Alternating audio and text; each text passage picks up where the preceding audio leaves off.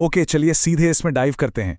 आज हम बात करने वाले हैं क्रिकेट के मैदान पर होने वाले एक बहुत ही दिलचस्प लेकिन अक्सर इग्नोर कर दिए जाने वाले मुकाबले की।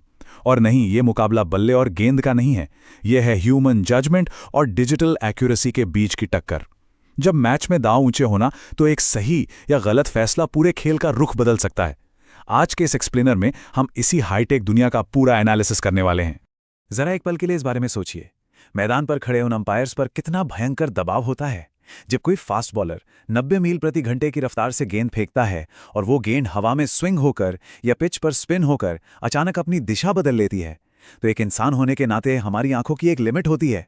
इतनी तेज रफ्तार से आती हुई किसी चीज की एक एक मिलीमीटर की हलचल को ट्रैक करना, ये सच में बायोलॉजिकली ऑलमोस्ट इम्पॉसिबल है।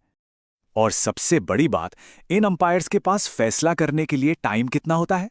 बस 1 सेकंड का एक बहुत ही छोटा सा हिस्सा। पलक झपकते ही उन्हें एक ऐसा डिसीजन देना होता है जो पूरे मैच का नतीजा बदल दे।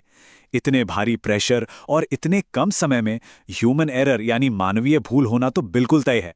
अंपायर्स टॉप क्लास प्रोफेशनल्स होते हैं, लेकिन आखिर हैं तो इंसान ही, है ना? तो सबसे अहम सवाल यह है कि इन स्प्लिट सेकंड वाली मानवीय भूलों को कैसे सुधारा जाए। इसका जवाब है ये फ्रेमवर्क, जिसे हम डिसीजन रिव्यू सिस्टम या प्यार से डीआरएस कहते हैं। अब ये डीआरएस असल में है क्या? सिंपल शब्दों में कहें तो ये एक टेक्नोलॉजी बेस्ड सिस्टम है जिसे मैच ऑफिशियल्स की मदद के लिए डिजाइन किया गया है।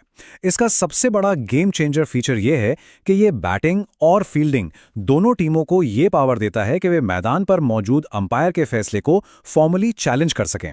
अगर आपको लगता है कि एलबीडब्ल्यू या कॉट बिहाइंड का फैसला गलत है, तो आप ऑफ फील्ड थर्ड अंपायर से इन सुपर एडवांस टूल्स का उपयोग करके निर्णय की समीक्षा करने की अपील कर सकते हैं। लेकिन आपको क्या लगता है, ये तकनीक क्रिकेट में रातों रात आ गई? बिल्कुल नहीं। इसका सफर बहुत दिलचस्प है। 1992 में पहली बार रनआउट्स के लिए टीवी रिप्ले का इस्तेमाल शुरू हुआ था। फिर 1997 में प्लेयर रेफरल का कॉन्सेप्ट आया और फाइनली 2008 में पहली बार एक ऑफिशियल टेस्ट मैच में डीआरएस का डेब्यू हुआ। तब से लेकर आज तक इसने प्रोफेशनल क्रिकेट लीग्स में फेयरनेस और एक्यूरेसी के मायने ही बदल दिए हैं। अब आते हैं ट्रैकिंग ट्रैजेक्टरी पर, यानी हॉक आई के साथ गेंद के रास्ते की भविष्यवाणी करना। अब इस स्लाइड में जो डेटा है ना, वो सच में माइंड ब्लोइंग है। ये काम कैसे करता है? हॉकाई स्टेडियम के चारों ओर लगे 6 हाई स्पीड कैमरों का इस्तेमाल करता है, जो 340 फ्रेम प्रति सेकंड की अनबिलीवेबल स्पीड से विजुअल डेटा कैप्चर करते हैं। इसके बाद ये कंप्यूटर विजन और पॉलिनोमियल कर्व फिटिंग जैसे कॉम्प्लेक्स मैथ्स का इस्तेमाल करके एक 3D मॉडल तैयार करता है। मतलब ये सिर्फ ये नहीं देखता कि गेंद कहां गई, बल्कि पूरी सटीकता से ये प्रिडिक्ट करता है कि अगर बैट्समैन का पैड बीच में नहीं आता तो गेंद आगे जाके एग्जैक्टली कहां लगती। और ये देखिए हॉक आई का इंटरफेस। ये बिल्कुल साफ साफ 3 चीजें प्लॉट करता है: पिचिंग यानी टप्पा कहां खाया, इम्पैक्ट यानी पैड पर कहां लगी, और स्टंप्स यानी क्या गेंद विकेट्स पर जा रही थी। ये थर्ड अंपायर को एकदम क्रिस्टल क्लियर पिक्चर देता है। कोई गेसवर्क नहीं, कोई डाउट नहीं। अंपायर का फाइनल फैसला 100% ट्रांसपेरेंट डेटा पर बेस होता है। चलिए अब बढ़ते हैं डिटेक्टिंग फेंट एजेस की तरफ, यानी इस रिव्यू सिस्टम की आंखें और कान।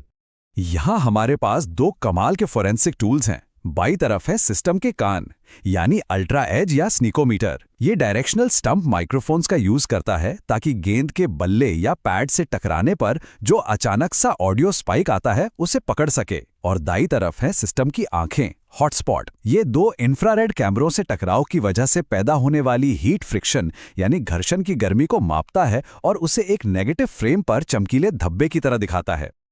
और ये इमेज इसे बहुत ही शानदार तरीके से समझाती है। जब गेंद बल्ले के बिल्कुल पास से गुजरती है तो थर्ड अंपायर चेक करता है कि क्या वीडियो फ्रेम के साथ ऑडियो वेव का स्पाइक बिल्कुल परफेक्टली सिंक हो रहा है। अगर वो वेव अचानक से ऊपर जाती है ठीक उसी पल, तो बिंगो, इसका सीधा सा मतलब है कि पक्का संपर्क हुआ है।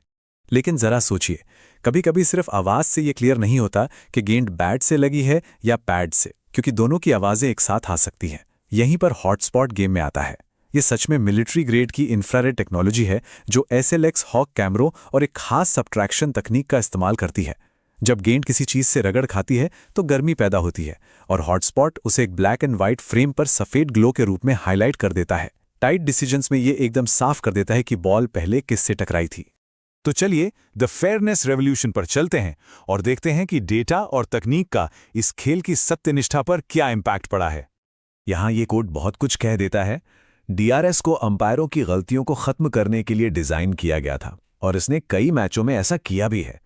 देखिए, मैदानी अंपायर्स नो डाउट बहुत ही टैलेंटेड होते हैं, लेकिन इस एक्सप्लेनर में हम जिन तकनीकों की बात कर रहे हैं उनका मेन गोल यही है कि खेल में सबको बराबर का मौका मिले। यह सिस्टम उन साफ साफ दिखने वाली गलतियों को बिना किसी भेदभाव के ठीक करता है। और इसका असर कितना बड़ा है ये आप इन नंबर से समझ सकते हैं। 2100 से ज्यादा रिव्यूज के इस डेटा को देखिए। 26% डिसीजंस पलटे गए हैं, यानी हर 4 में से 1 से ज्यादा बार अंपायर की गलती को सुधारा गया। इसे ऐसे सोचिए, अगर ये टेक्नोलॉजिकल सेफ्टी नेट नहीं होता तो वो 26% गलत फैसले न जाने कितने ही बड़े टूर्नामेंट्स का पूरा रिजल्ट पलट कर रख देते। ये दिखाता है कि प्रोफेशनल क्रिकेट में अंपायर की एक्यूरेसी और फेयरनेस के लिए ये सिस्टम कितना क्रूशियल है। तो अब सवाल ये है कि आज जब आर्टिफिशियल इंटेलिजेंस हमें ऑटोमेटेड नो बॉल डिटेक्शन जैसे शानदार टूल्स दे रहा है, तो भविष्य में तकनीक का ये इवोल्यूशन खेल की भावना और फेयरनेस को कैसे आकार देगा?